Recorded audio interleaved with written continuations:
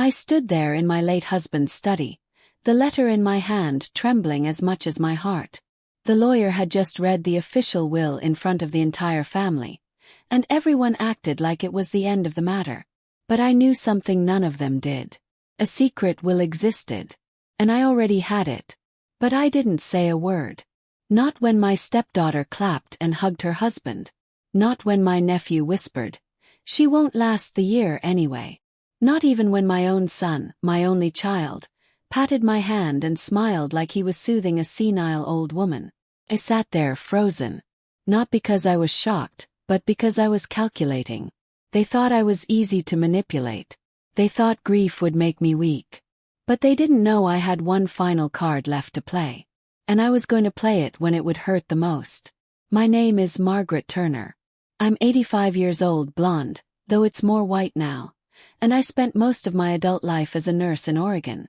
I met my husband, Gerald, back in 1962. He was a man of few words but strong principles.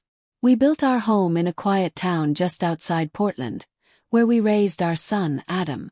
Gerald and I had been married for over 60 years when he passed. And despite everything that's happened, I still miss him. I never thought the worst part of losing Gerald would come after his funeral. You see, I always assumed that when someone dies, the vultures take time. That they circle slowly, whispering condolences, bringing casseroles, pretending to care. But mine didn't circle. They swooped. The first sign came 2 days after the funeral. Adam stopped by unexpectedly. He hadn't stayed for more than 10 minutes during the burial, claiming business emergencies. But now he was standing in my living room with coffee and a bag of fresh bagels like nothing had changed. "I thought we could talk," he said, taking off his coat. "About what?" I asked. He smiled, soft and slow. "About the house. And the accounts. Dad didn't leave a will, so things will get complicated fast. But I can help, Mom. If you let me." I tilted my head. Gerald hadn't left a will. That was strange.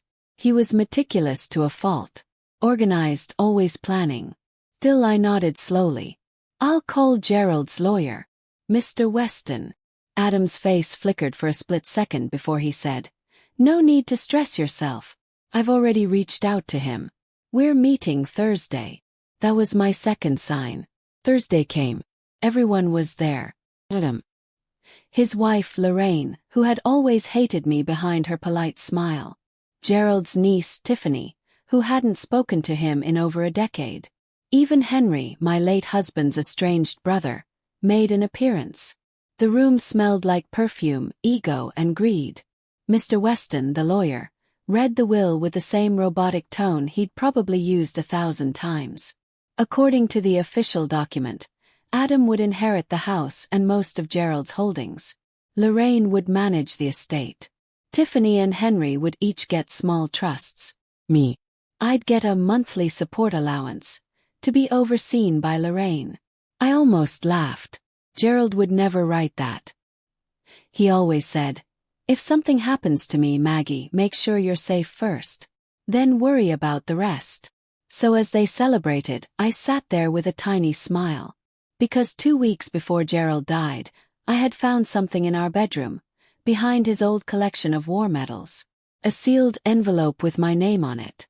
Inside was a handwritten will. Dated. And witnessed. He'd changed it after a medical scare. Left everything to me. Everything. And the best part. I'd already sent it to my own lawyer.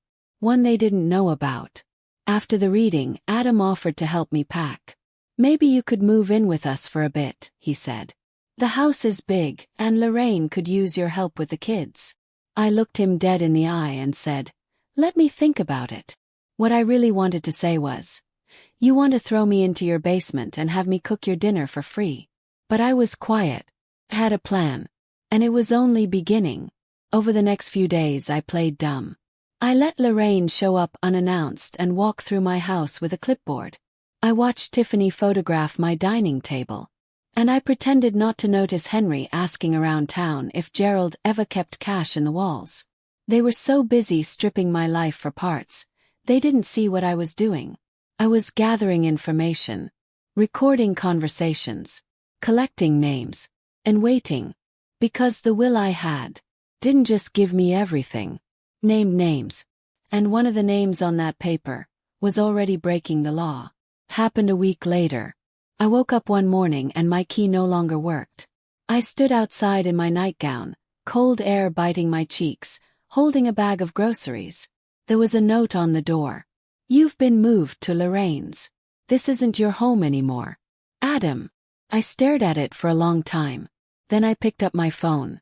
Not to call Adam, but to call my lawyer. It was time. I didn't knock. I didn't beg. I didn't even try the door again. I just stood there in my slippers, holding a bag of eggs and tea bags and smiled. Because I had been waiting for this exact moment. I took out my phone, dialed, and said 3 simple words. It's go time. My lawyer, Hannah Lyle, a sharp young woman with fire in her eyes, answered before the first ring even ended. I'll file the injunction today, she said. They've made the first illegal move. I'd shown her the secret will 2 weeks ago, just after Gerald's funeral, and she had spent every minute since building a quiet storm in the background. Quiet but thorough. And now the clouds were ready to burst. Back in the 70s, I was known for keeping calm in the emergency room. I could stitch a gash through a cheek while the whole world fell apart. That calm came back to me now. As if I were back at work. Only this time my patients were my dignity, my house, and the truth. A neighbor spotted me standing outside and rushed over. Margaret, are you locked out? Yes, I said with a warm voice. But it's all right. It won't be for long. I caught a glimpse of Lorraine behind the curtains. Butching. She thought she had won. She didn't know I'd already transferred the house title to a private trust under my name, thanks to the updated will Gerald left. The original will had been submitted to probate quietly through Hannah. What they read was outdated, unsigned, and invalid. They just didn't know yet. Hannah picked me up and we headed straight to the courthouse. By noon, we had filed for an emergency injunction to freeze all assets under dispute, including my home. Lorraine wouldn't be touching anything else. Not furniture, not the retirement account, not even Gerald's vintage coin collection. That same day, she tried to use Gerald's account to pay off a personal credit card. The bank flagged it, called Hannah's office, and froze the transaction. It was like watching rats scurry from a sinking ship. The next day, Adam showed up at Hannah's office. He looked like a wet cat in a 3-piece suit, confused, twitchy, and trying to smile through his clenched jaw. You can't be serious, he hissed at me across the table. I looked him in the eyes. You locked your mother out of her own house, Adam. That's serious. You're confused, he said. You don't understand how estate law works. Lorraine was just trying to help you transition. Into what? Servitude. I asked calmly. I know what I saw. And I have it all recorded. He paused. Recorded? Oh yes, Hannah said. Margaret has been documenting every interaction since her husband passed. Just in case. Elder abuse is a serious charge. The color drained from his face. They thought I was fragile. That grief had made me soft. But the truth is, losing Gerald had made me clear. I could still hear his voice in my head. Maggie, don't let them bulldoze you. You've always been the strongest one in the room. He was right. I'd just forgotten for a while. 2 days later, court was in session. And that's when the third bomb dropped. The judge had reviewed the valid will I submitted. Handwritten by Gerald, witnessed by 2 longtime friends, and stored in a safety deposit box under my name. The document was bulletproof. It named me the sole beneficiary. Every property, every dollar, every asset. But that wasn't even the most shocking part. The will included a personal letter Gerald had written, just in case. It stated that he no longer trusted Adam to act in the family's best interest after a failed business loan that nearly wiped out our savings 5 years ago. Gerald had kept it quiet, but I'd known. Everyone assumed the changes to the will were about love or guilt. They weren't. They were about protection. Protection from our own son. As the letter was read aloud in court, Adam's knees buckled. He had the nerve to shout. He's not here to defend that. That's fake. But Gerald's best friend, Hank, stood and raised his hand. I watched him sign it. I was there. So did our neighbor Sharon. Both had notarized statements. Both confirmed the date, just weeks before Gerald's last stroke. It was over, at least legally. Outside the courthouse, Lorraine approached me, teeth gritted behind a mask of civility. You really think you've won? I don't think, I replied. I know. You're just a bitter old woman. No, I said, looking her dead in the eye. I'm a widow who loved her husband. And I kept quiet out of respect. But you tried to throw me away like old newspaper. She stepped closer. We're family. I stepped closer too. You had a chance to act like it. And you blew it. Then I walked away. That night I was back in my home. It smelled like lemon polish and lavender oil, things Lorraine had always mocked. Smells like a funeral home, she once whispered. Well, now it was mine again. I sat in Gerald's favorite armchair, holding a photo of us on our wedding day. I did it, honey, I whispered. But even then, I couldn't fully rest. Because I had just received a tip from Hannah. There was one more betrayal. One I hadn't seen coming. And it was buried in the storage unit Adam had rented a month before Gerald passed. Inside was something that could change everything I thought I knew about my husband's final days. The key to the storage unit was cold in my palm. Hannah had slipped it to me that morning, her eyes low, her voice serious. Margaret, she said, are you sure you want to do this? No, I whispered. But I need to. It was raining lightly as we pulled up to the gray, corrugated row of units just outside town. Number 214. The one Adam had rented weeks before Gerald's final stroke. No one in the family knew I'd found the rental records. Not even Adam realized that when he used his father's name on the lease application, it raised red flags at the estate office. And Hannah, she had a contact in the records department. That helped. I unlocked the door. What I saw made my stomach churn. Piles of sealed boxes, labeled with black marker in Adam's handwriting. Old financials. Gerald's journals. Private. Do not open. But one plastic bin near the back caught my eye. Trust files / do not shred. I opened it slowly. Inside were folders filled with copies of deeds, tax forms, and handwritten notes in Gerald's tidy cursive. My fingers trembled as I read. Gerald had been preparing to move our finances into a private trust well before his health declined.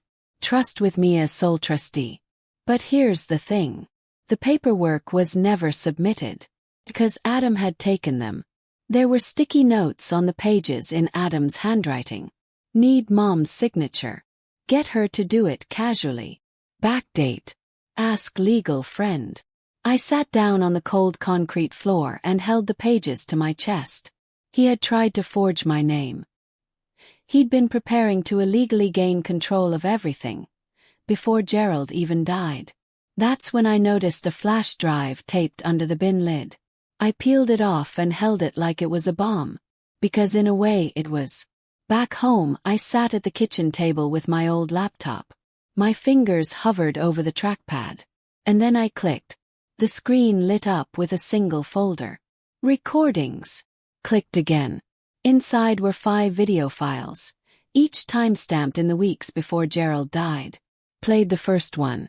And I saw them. Adam, Lorraine, and Gerald, sitting slumped in his armchair, visibly weak. Adam was holding a paper in front of him. Just sign it, Dad. It's easier if the house is in my name for tax purposes. No, Gerald said faintly. It's Maggie's. Always Maggie's. You're confused again, Lorraine chimed in, voice sugar-sweet. You said you wanted Adam to manage things after you passed. I never said. Then Adam raised his voice. Don't make this harder than it has to be. The screen shook as Gerald coughed violently, then dropped his pen. The clip ended. I stared at the screen in silence. He had tried to pressure Gerald. While he was sick. They both had. I watched all 5 clips. They were all the same, different days, same tactics. made me sick. I'd been married to Gerald for 63 years. I thought I knew the worst people could be. But nothing could prepare me for the sound of my own son bullying his dying father. I sent the clips to Hannah that night. She didn't even hesitate. "This changes everything. Do we go back to court?" "Yes." "No," she said. "We go bigger." She was filing for criminal elder abuse, forgery attempts, intent to defraud. It would be a matter of time before Adam was served. That weekend, the family hosted a celebration of life event for Gerald in the local town hall. I wasn't invited, but I went anyway. I walked in quietly, wearing a soft blue cardigan Gerald loved, my hair pinned up neat, makeup light. Not because I wanted to look nice, but because I wanted to look strong. Lorraine's eyes widened the moment she saw me. "Oh, how nice of you to come," she said through clenched teeth. Adam appeared behind her. He looked panicked. "Mom, we didn't think." "I know," I cut in. "You didn't think. Period." Gasps rippled through the room as I pulled a small speaker from my purse and placed it on the table. Then I clicked play. The recording of Adam shouting at Gerald filled the room like thunder. Then Lorraine's voice, soft and sneaky. People froze. Someone dropped their plate. And I just stood there, calm as a Sunday sunrise. "This is what you did," I said, staring at them. "This is who you really are." They tried to turn it off, but it was too late. Everyone heard it. Gerald's old friends, the neighbors, even our pastor. Adam's jaw moved like he wanted to explain. Lorraine's face drained to paper white. Then I added, "Don't worry. There's a full copy being delivered to the authorities today." I turned and walked away before they could say a word. That night, I sat alone in my backyard under the stars. It was quiet, finally. But I knew peace wouldn't last. Because exposing them publicly wasn't the end. There were still questions. Like, why did Adam rent the storage unit under Gerald's name? What else had they hidden? And why did one of those videos show a man I didn't recognize standing in the doorway? Someone who wasn't family. Someone I would soon find out was the real mastermind behind all of this. I watched that last video a dozen times. Not because I didn't believe what I was seeing, but because I couldn't believe it. The man who appeared in the doorway was tall, maybe in his 40s, dressed in a black collared shirt and dark jeans. He had a clipboard in his hand and sunglasses pushed up on his head. He didn't look like a nurse, or a friend, or a neighbor. He looked like someone used to slipping into places unnoticed. And in that moment, something in Gerald's eyes changed. Even in his frail state, I saw it, fear. Gerald turned his head slightly and whispered, "He's not supposed to be here." The man replied, "Just keep your mouth shut, old man. We're almost done." Then the screen cut to black. Froze. Who was he? And more importantly, what was he almost done with? I sent a screenshot of the man's face to Hannah. Within an hour she called back, voice tight. "Margaret," she said. "His name is Craig Milton. He's not a lawyer. He's not a friend. He's an enabler." Blink. "A what?" "He helps people hide assets before estate transitions. A shady consultant. Sometimes works with bankrupt clients or dirty probate tricks. Not illegal, unless they're doing what I think they're doing." "What's that?" "Trying to rewrite the past." I sat down in Gerald's armchair and gripped the edges. Rewriting the past. Suddenly, things made more sense than I wanted them to. That surprise vacation Adam and Lorraine had given Gerald a few months before he got sick. The one they paid for themselves. That wasn't generosity. It was separation. They had taken him out of state, away from me, from his doctors, his lawyer, and spent 2 weeks in a quiet wellness lodge in Idaho. No phones, no emails, no witnesses. And when he came back, Gerald was different. Weaker. Tired. They said it was stress. But I knew now. They had done something there. I told Hannah everything. She didn't hesitate. "We're expanding the complaint. This guy Craig. He's going down too." The next morning, Hannah met with a private investigator. By the afternoon, They uncovered something chilling. Craig Milton had been involved in another case. 2 years ago. A woman named Esther Hall. Also elderly. Also recently widowed. Her son convinced her to sign away her rights to her husband's estate due to confusion. With Craig's help, they moved everything offshore. She died a year later. Alone. In a rented room. The case was never prosecuted. But now we had a pattern. Still, I wasn't ready for what came next. A letter arrived at my door. No return address. Just my name scrawled in rushed handwriting. Inside was a single line. Gerald tried to stop them. He didn't fall, he was pushed. My heart stopped. I dropped the letter. My breathing grew shallow. For months, they'd told me Gerald tripped coming out of the bathroom. That he hit his head and never fully recovered. But what if that wasn't true? What if my husband didn't just die? What if he was killed? I called Hannah. She told me not to panic. But I could hear the tremble in her voice. "We'll open a private inquiry," she said. "If there's anything suspicious, anything at all, we'll find it." But I wasn't willing to wait. I called Gerald's old doctor, Dr. Lacey, and begged her to meet me. We sat in her clinic after hours, just the two of us. She opened her files and looked at me gently. I wasn't allowed to speak freely back then. Adam had power of attorney during Gerald's final months. He nodded. "I know," she continued. "Gerald had bruises, Margaret. On his arms, his ribs, and a broken wrist. They told me he fell in the tub. But what?" I whispered. But he whispered to me once when Adam left the room. He said, "They're trying to take everything. Please help my wife." Tears stung my eyes. My throat clenched shut. "I tried to follow up," Dr. Lacey added. "But the family shut me out. Legally." I sat there in silence, the truth pressing down on me like a weight I couldn't shake. They didn't just lie to me. They hurt him. And they tried to erase it. Later that night I stood in the hallway, looking at the wedding photo hanging on the wall. Gerald was in his dress blues. I was in a cream satin dress with baby's breath in my hair. I touched the frame gently. "I'm going to finish what you started," I whispered. "And I won't stop until every one of them is exposed." That was the night I made a decision. I wasn't just going to fight them. I was going to ruin them. The next morning Adam called. It was the first time he had reached out since the recordings went public. "Mom," he said, his voice thin. "We need to talk." "I'm listening." "Look, things got out of hand. I didn't mean for it to go this far." I didn't reply.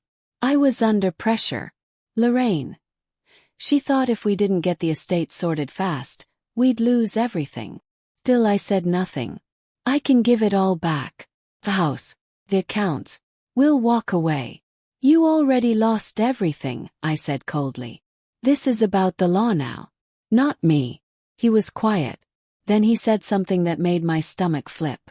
"You don't want this to go to court, Mom. Is that a threat?" "No. There's more you don't know." That's when I heard it. A woman's voice in the background, faint but furious. "She's bluffing. Tell her about the photos." "Do it." "Photos? What photos?" "Snap." Adam stammered. "It's nothing. Just forget it. Never mind." Then he hung up. I stood in my kitchen, phone in hand, staring into the distance. What photos? What were they hiding now? And why did Lorraine sound so desperate? That was when I realized. This wasn't over. This was just beginning. Because whatever they were holding on to was something big. Something they were willing to destroy everything to keep buried. I couldn't sleep that night. My body was tired, but my mind was wide awake, buzzing like a wasp trapped in a jar. Photos. What kind of photos could Lorraine be talking about?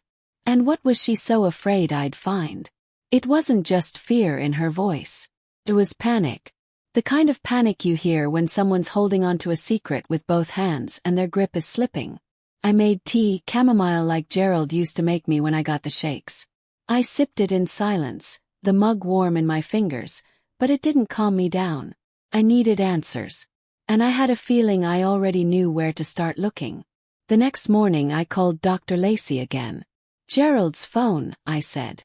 "Did the hospital give it back to Adam after he died?" She thought for a moment. "I'm not sure. But I know it was with his things. It should have been in the personal effects bag."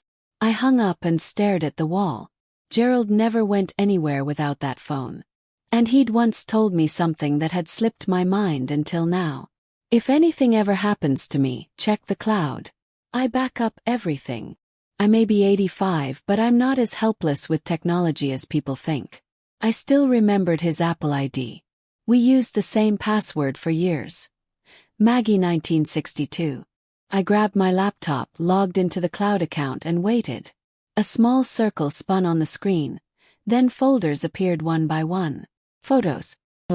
Videos. Voice memos. Clicked photos. There were thousands. But I sorted them by date, and my heart stopped. Because starting about 2 months before his death, Gerald had been secretly photographing documents, people, even receipts. And then, buried between photos of birds and news clippings, found them. Pictures of Lorraine. She was standing in Gerald's study, rifling through his desk. Another showed her holding a small safe open, cash and papers sprawled across the table. One photo zoomed in on her phone screen during a text conversation. I enlarged it. "Lorraine. He's not going to sign. Can we drug him again before Adam gets back? Unknown. Already done. Just distract the nurse." My blood turned to ice. They had drugged him. Over and over again. To keep him compliant. Confused. Easy to manipulate. I couldn't breathe. Gerald had tried to leave me a trail. Even when his body was failing, his mind was still fighting. And now, his evidence was in my hands. I forwarded the photos to Hannah. Within 10 minutes, she called, her voice shaken. "These change everything," she said. "This is elder abuse. Fraud. Conspiracy. Will they go to jail?" "Yes. Eventually. But first we need one more thing." "What?" "A paper trail. Financial one. Something that shows they benefited from all this." I already had an idea where to find it. Gerald always kept a private ledger. A little green book he never let anyone touch.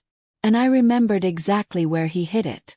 It was still there, tucked in the back of the attic behind his military jacket. The pages were yellowed, but his handwriting was as neat as ever. He documented everything. Withdrawals Adam made using Gerald's name. Checks Lorraine wrote and signed on behalf of him. Even a page labeled, "Craig's fee, shady as hell, but cheaper than divorce." Cried. I laughed. Then I cried again. Gerald had known. He'd known the whole time. And he didn't run. He didn't scream. He planned. Quietly. Like a soldier in enemy territory. Because he trusted me to finish what he couldn't. I bundled the ledger, the photos, the flash drive, and sent it all to Hannah. She called the next day, her voice filled with something I hadn't heard in weeks. "Hope. Margaret," she said, "we're going to the DA. Now." By noon there was a formal investigation open. Charges filed. Restraining orders submitted. And warrants on the way. But that's not what shocked me the most. What shocked me was what the DA's office found. You see, Adam and Lorraine hadn't just been planning to steal Gerald's assets. They had already sold some of them. A land parcel in Washington state that Gerald had inherited from his father, gone. Sold quietly while Gerald was still alive but barely functioning. Documents were forged. Money rerouted to a shell account. The buyer, Craig Milton. The same man who stood in my husband's study like a shadow. I was furious. Not just for the money, but because that land had meaning. It was where Gerald proposed to me. Where we took Adam camping when he was 6. And they sold it for fast cash behind my back. Well, not behind my back. Right in front of my eyes, while hoping I wouldn't see. Hannah asked if I wanted to attend the hearing in person. I did. I wore Gerald's favorite navy coat. Brushed my hair neatly. Wore lipstick for the first time in years. The courtroom was cold and echoey, but I sat in the front row. Adam was pale. Lorraine didn't look at me. Craig never even showed. The charges were read aloud. Conspiracy, elder abuse, financial fraud, forgery. Adam glanced back at me once. Just once. I didn't blink. He mouthed something. It looked like, "I'm sorry." But I wasn't ready to hear it. Not yet. That night Hannah called again. "We've frozen all their accounts. They can't touch anything now." "Good. And there's one more thing." "Yes. You've been awarded temporary conservatorship of all disputed properties and assets, until full probate is resolved." In simple words, I was in charge now. Every house, every bank account, every cent. The irony. They thought I was too old, too soft, too easy to manipulate, but I was still standing. And now they were the ones who'd lost everything. I thought it would feel like peace. But it didn't. Not yet. Because something still didn't sit right with me. Craig had vanished. Completely. And a week later I received an envelope. Inside was a photo of me, taken from a distance, walking in my backyard. On the back was a note. "We're not done, lady. You messed with the wrong people." The photo shook in my hand. A candid shot, taken from behind a tree line, zoomed in through what looked like a telephoto lens. In it, I was tending to Gerald's rose bushes in my backyard. My head was tilted slightly, lost in thought. I looked peaceful, vulnerable, and someone had captured that moment, without my knowledge. On the back of the photo, "We're not done, lady. You messed with the wrong people." My breath hitched. I glanced over my shoulder. The window blinds were drawn, the doors locked. But suddenly my little home felt like it had paper walls. I wasn't scared. I was furious. Called Hannah immediately. "I just got a threat," I said, holding the photo under the kitchen light. She didn't waste a second. "I'm sending a security team to your home. You'll stay at my firm's safe house tonight." "No," I said firmly. "I'm not leaving my home again. Not because of them. Not after everything I've reclaimed." There was a long pause. Then she said, "All right, but we install cameras, top-grade surveillance, and a private security detail outside 24/7. "Done," I agreed. "And get that photo dusted. I want fingerprints." By nightfall, 2 plainclothes guards were posted near the driveway, and a technician was wiring up my front door and back porch with security feeds. I watched the monitors being activated one by one, each image blinking to life with eerie clarity. Driveway, garage, backyard, office, front porch. I felt like a prisoner in my own house, but a well-protected one. Still, I kept Gerald's old revolver tucked under my pillow that night, just in case. The next morning Hannah called with news. "We tracked the sender," she said. "The photo was mailed from a gas station near the Washington border. We pulled the security footage. And Craig Milton, caught on camera. That name again. The ghost behind it all. And now we knew where he'd been." Hannah looped in a federal investigator. Apparently this was bigger than we realized. Craig had been involved in multiple fraud cases across 3 states. Most of the families he targeted were elderly, widowed, alone, just like me. Only I hadn't broken. I had fought. And now they were ready to build a federal case against him. But there was a problem. Craig had vanished. Again. Later that afternoon Adam reached out. Again. He wasn't calling to threaten or beg. He wanted to meet. In person. "I don't know where Craig is," he said quietly over the phone. "I swear. But I think you should know. This goes deeper than you think." I didn't say yes. I didn't say no. I just told him I'd think about it. And then I called Hannah and told her to get a wire ready. We met at a diner, neutral ground. Public enough to feel safe. Quiet enough to record every word. Adam looked older, tired, broken even. He didn't hug me. He didn't smile. He just sat down and stared at his hands. "I was stupid," he said. "But I wasn't supposed to be the ringleader. Craig promised me this would be clean. Legal." He said we were protecting your future, not stealing it. Scoff. You had my future locked out of my own house. He swallowed. I know. And I deserve what's coming. But Craig didn't just want the estate. He wanted the pension, Dad's VA benefits, his service bonds, the land. What land? The tract in Lincoln County. Dad left it unregistered on the public map. Craig said if we could forge a deed, we could flip it quietly. Make 6 figures. I stared at Adam. And you agreed. I did. I was desperate. Lorraine was pushing. The kids' tuition, the debt. He trailed off. I leaned forward. You know what I was doing during that time. He looked at me, eyes red. Taking care of your father. Bathing him. Feeding him soup he was too weak to swallow. Singing hymns to him while you were off stealing his land. His shoulders fell. I'm sorry, he whispered. But sorry wouldn't bring Gerald back. It wouldn't undo the trauma. And it wouldn't erase the betrayal. Then Adam said something I didn't expect. Craig was obsessed with Dad's files. He said there was something Dad had that could put him away for good. Something encrypted. What files? I don't know. He called it the insurance folder. Said if we didn't find it, we'd be the ones going down first. Suddenly it clicked. That dusty old USB drive in Gerald's study. I hadn't opened all of it yet. I left the diner in silence. That night I plugged in the USB drive again. Navigated through the folders. And there it was. Insurance folder.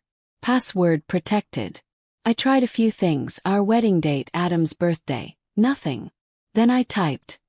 Maggie 1962. Opened. Inside were scans of Craig's offshore accounts. Tax records. Paper trails showing payouts from multiple elder estates. Fake consulting firms. Laundered transfers. Gerald had compiled it all. He had been building a case against Craig. But he died before he could hand it over. And now, it was in my hands. I forwarded the entire folder to Hannah. She called me 10 minutes later. Margaret, she said, voice shaking, you just opened the floodgates. The federal agent she'd been working with had been trying to catch Craig for years. Gerald's folder was the missing link. They're preparing to issue a nationwide warrant, she added. They're going to take him down. For good. That night I stood on my porch, staring at the sky. The air was cool. The breeze soft. The roses were in bloom again, just how Gerald liked them. And for the first time in months, I felt peace rising in me. Not because the war was over, but because justice was coming. Real justice. And I was the one delivering it. But just as I turned to go inside, my phone buzzed. Single message. No name. Just a number I didn't recognize. It read, Justice comes at a price. You ready to pay yours, Grandma? The weight of the message pressed against my chest like a cold stone. Justice comes at a price. You ready to pay yours, Grandma? No punctuation. No identity. Just those cruel, calculated words. Meant to shake me. But they didn't. They didn't know I'd already paid more than enough. In love. In silence. In grief. I showed the message to Hannah. She didn't blink. They're panicking. They know we're getting close. I'm not afraid, I said softly. You should be, she replied. Because they've got nothing left to lose. The next morning, the FBI officially issued the warrant for Craig Milton's arrest. They also unsealed the investigation publicly. By 11 a.m., Craig's face was on the news. White-collar predator wanted for multi-state fraud against elderly families. Hannah called and said, they're going to raid his last known address tonight. If he's smart, he's already gone. But I had a different theory. He wasn't running. He was circling. That night I heard a noise. Not the usual creak of my old house. Not wind or possum claws or distant coyotes. It was a car engine. Low. Rumbling. Parked outside too long. I turned off every light and watched from the upstairs window. Black sedan. Windows tinted. Engine humming. I dialed the private security guard assigned to my property. North side of the house, I whispered. There's someone sitting there. Within seconds, a flashlight beamed through the bushes. The car peeled off. Too fast. Too practiced. Too familiar. The next morning, Hannah showed up with a detective in tow. He introduced himself as Detective Avery. Middle-aged salt and pepper beard. Calm eyes that missed nothing. "Ma'am," he said, "do you still have the original handwritten will?" I opened Gerald's safe and handed it over. He looked it over carefully, then opened a folder of his own. "What I'm about to show you," he said, "hasn't been made public yet." He slid over a photograph, taken at a border crossing camera near Idaho. Craig, in the same black sedan, passenger window down. And beside him, Lorraine. I stared at the photo. "That can't be right," I said slowly. She said she hadn't seen him in weeks. Adam said they were done. The detective shook his head. They weren't done. They were partners. Lorraine had been more than just Adam's pushy wife. She had been Craig's inside line. She funneled legal documents, set up hidden accounts, pushed Adam to steal from his own father. And when the heat rose, she turned on both of them. "You think she'll run too?" "Yes." "No," the detective replied. "She's not a runner. She's a planner. And you're in her way." That afternoon I received a letter by courier. No name. No return address. Just a single sheet inside. "We're giving you one chance. Take the settlement. Walk away.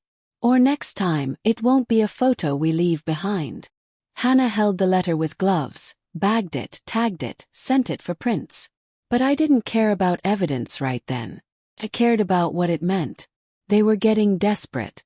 They knew the walls were closing in. And they were trying one last bluff before it all came crashing down. Later that evening I visited Adam. Not out of pity. Not out of weakness. But because he needed to see what I had become. He was under house arrest at his home in Lake Oswego. Ankle monitor blinking red at his feet. Lorraine had disappeared. The kids were with her parents. He opened the door, stunned to see me. "Mom," he said quietly. "You shouldn't be here. I'm always where I'm supposed to be." He nodded once and stepped aside. The house was half empty. Boxes, paperwork, tension in the walls. I handed him a folder. "What's this?" he asked. "Everything your father documented. The people he trusted. The money you spent. The lies you told." He didn't open it. Just stared at me. "You wanted to know what justice costs." "Yes. It costs everything. Especially when you try to steal it." Adam broke down. Right there in the living room. And I didn't comfort him. Because Gerald hadn't been comforted when they drugged him.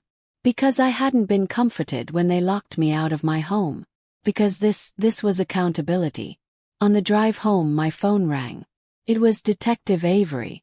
"We've got a break," he said. Craig's ex-assistant flipped. She gave us a location. "Where?" "Storage facility outside Tacoma. You'll want to hear what's in it." The next morning I drove up with Hannah and the detective. Inside the storage unit, Unit 37, were rows of fireproof boxes. One was labeled Anti-Estate Backup. My initials.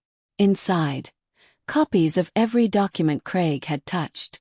And buried in a manila folder, clipped together with rusted paperclips, was a page labeled Revised Death Certificate, Draft Only. Gasp. Gerald's name was on it. But the cause of death. Complications from accidental overdose. A drafted certificate. Never submitted. But ready just in case. They were going to frame it as an accident. Erase the bruises. Erase the pressure. Erase the crime. I stood in the dim light of that storage unit and felt my knees shake. But I didn't fall. 'Cause now I had everything. Proof of motive. Method. Cover-up. Even intent to fake Gerald's death. And soon the world would know. As we stepped out into the cool air of that Tacoma morning, a car rolled slowly past the facility. The window lowered. A young woman sat inside. Blonde. Early 30s. Eyes like daggers. She stared straight at me and mouthed, "This isn't over." I didn't know her. Not yet. But something in her face told me this web was bigger than I thought. Because Craig hadn't been working alone. And someone else, someone new, was stepping into the shadows. The face haunted me. That young woman in the car, the one who mouthed, "This isn't over," wasn't just a stranger. She was part of something. A remnant of the rot that had festered under our family's name for too long. Hannah traced the plate within hours. Registered under a shell company tied to Craig Milton. The driver. Her name was Talia Jensen, Craig's niece. Fresh out of law school. Already facing disbarment for falsifying financial affidavits. It was never just about my husband's estate. It was a network, pipeline, pattern, and I had stumbled into the center of it by surviving. That week, Craig and Lorraine were extradited to Oregon. The headlines were everywhere. Elder fraud ring busted. Widowed nurse uncovers multi-state scheme. Grandmother's secret will triggers federal takedown. My name, Margaret Turner, was on every news outlet. I wasn't just the grieving wife anymore. I was the whistleblower, the fighter, the one who wouldn't be silenced. But I never asked for that title. All I ever wanted was peace. The court hearings took months. Adam pled guilty to lesser charges in exchange for testimony. Lorraine and Craig tried to cut deals. But with the evidence Gerald left behind, there was no wiggle room. They were sentenced to federal prison. Craig got 15 years. Lorraine got 12. And every stolen dollar was ordered to be returned. Even the land in Lincoln County, the place where Gerald had first kissed me beneath the old sycamore, was returned to my name. I had it declared a conservation site. No one would ever build over our memories again. But the trial wasn't the end of the story. A month later, I stood on the front porch of my home. Spring had arrived. The roses Gerald planted bloomed brighter than I'd ever seen. That's when Adam pulled up in his old truck. Alone. He stepped out slowly. No lawyer. No paperwork. Just a son, hollowed out by guilt and time. "Can I come in?" he asked. I didn't answer. I just turned and walked inside, leaving the door open.